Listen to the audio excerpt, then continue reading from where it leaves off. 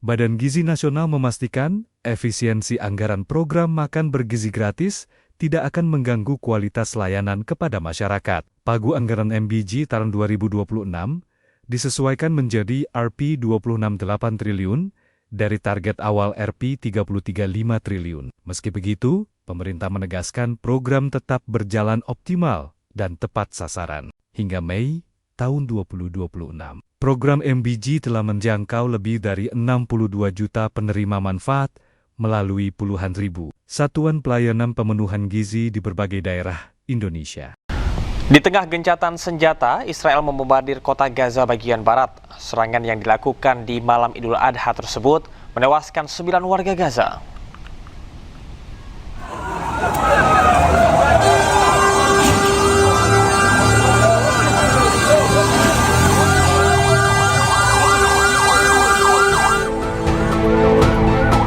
Warga Gaza berlarian dan mencoba menyelamatkan diri setelah sejumlah ledakan menghantam apartemen dan perumahan di Al-Rimal bagian barat kota Gaza. Serangan ini terjadi saat warga Gaza bersiap merayakan Idul Adha yang jatuh pada keesokan harinya. Israel beralasan serangan ini menargetkan komandan baru Hamas, Muhammad Odeh.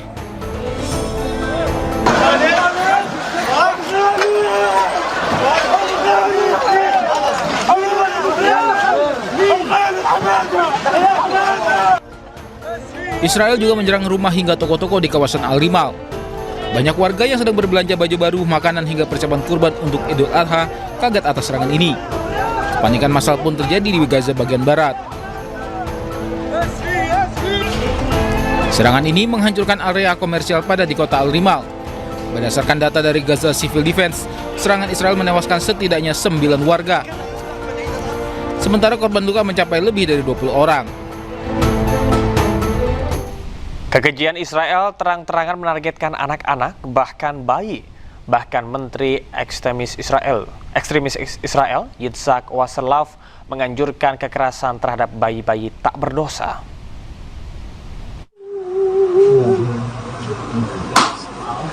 La ilaha illallah.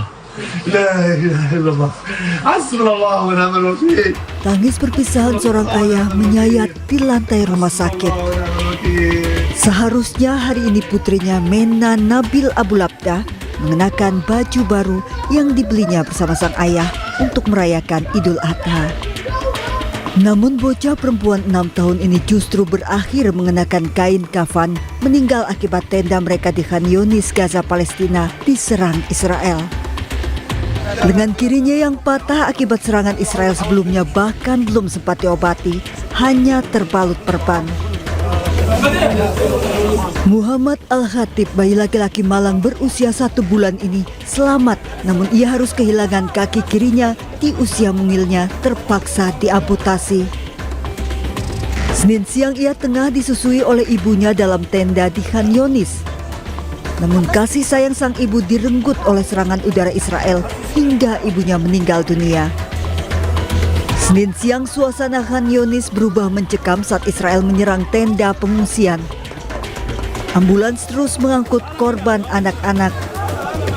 Serangan udara Israel sengaja menargetkan anak-anak di tenda pengungsian Al-Mawasi Khan Yunis.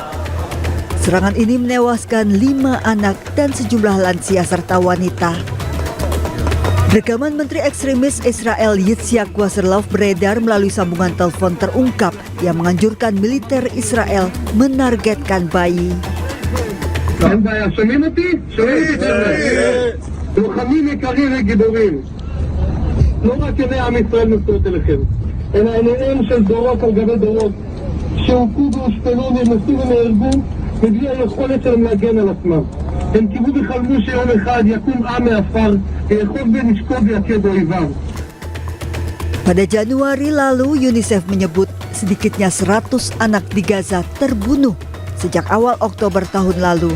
Dengan sedikitnya dalam 1 hari, 1 anak Gaza terbunuh.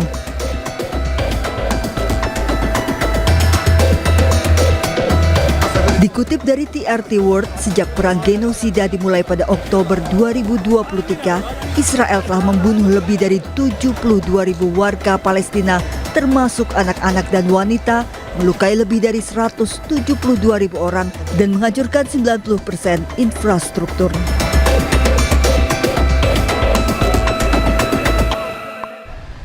Tidak seperti di tempat-tempat lain, Idul Adha di Gaza, Palestina tanpa sukacita. Duka terlihat di wajah-wajah warga Gaza yang melaksanakan sholat Id di tengah reruntuhan. 3 tahun terakhir, warga Gaza tidak lagi bisa melaksanakan ibadah haji.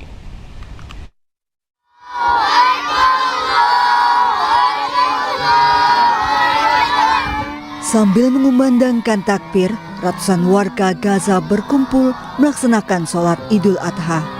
Tak seperti umat muslim di belahan lain di dunia, pelaksanaan sholat Idul Adha di Gaza, Palestina penuh duka. Sholat Id dilaksanakan di berbagai lokasi, di antara reruntuhan bangunan diwarnai ketakutan akan serangan Israel. Israel terus menyerang Gaza bahkan di malam takbiran. لبيك لا شريك لك لبيك إن الحمد والنعمة لك والملك لا شريك لك. Pasutri lansia warga Gaza ini mohon ampunan pada Allah akibat tidak bisa melaksanakan ibadah haji. 3 tahun warga Gaza terpenjara selama pendudukan Israel tidak bisa menunaikan ibadah haji. Sementara kali ini warga Gaza juga kesulitan tidak bisa melaksanakan ibadah kurban imbas terbatasnya pasokan hewan kurban. Tentara Israel memaksa sejumlah keluarga meninggalkan rumah mereka di Bethlehem, tepi barat Palestina. Usai dikosongkan, Israel merobohkan salah satu rumah warga Palestina di wilayah tersebut.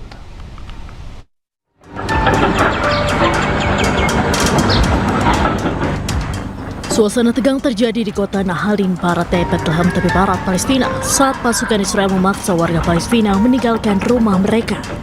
Warga berbondong-bondong keluar dari rumah mereka sambil membawa barang-barang pribadi di tengah penjagaan ketat tentara Israel. Tak lama setelah dikosongkan, alat berat militer Israel mulai melakukan pembongkaran dan menghancurkan salah satu rumah warga di Nahalin. Hingga kini belum ada keterangan resmi mengenai jumlah bangunan yang dihancurkan Zionis Israel maupun alasan pembongkaran tersebut. Namun penghancuran rumah warga Palestina di wilayah tepi barat semakin memperburuk ketegangan di kawasan tersebut. Situasi di tepi barat sendiri kian memanas di tengah meningkatnya operasi militer Israel dan kekerasan oleh pemukim ilegal terhadap warga Palestina. Pasukan Israel juga menghancurkan sejumlah rumah warga Palestina di Silwan, Yerusalem Timur.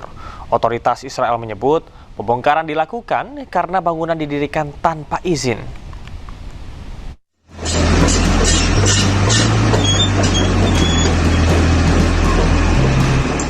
Pasukan Israel bersama sejumlah buldozer menyerbu kawasan Al-Bustan di kota Silwan, Yerusalem Timur, Palestina. Rekaman menunjukkan alat berat dan personel militer Israel memasuki area permukiman dan pusat usaha milik warga Palestina. Otoritas Israel kemudian mulai membongkar sejumlah bangunan dan tempat usaha di kawasan tersebut. Israel menyatakan pembongkaran dilakukan karena bangunan itu dibangun tanpa izin resmi dari otoritas setempat. Namun warga Palestina menilai izin pembangunan hampir mustahil diperoleh, sementara pembongkaran oleh pasukan Israel terus mengancam permukiman mereka di Yerusalem Timur. Diketahui kawasan Al-Bustan selama bertahun-tahun menjadi titik ketegangan di tengah sengketa lahan dan kebijakan penggusuran terhadap warga Palestina di wilayah pendudukan.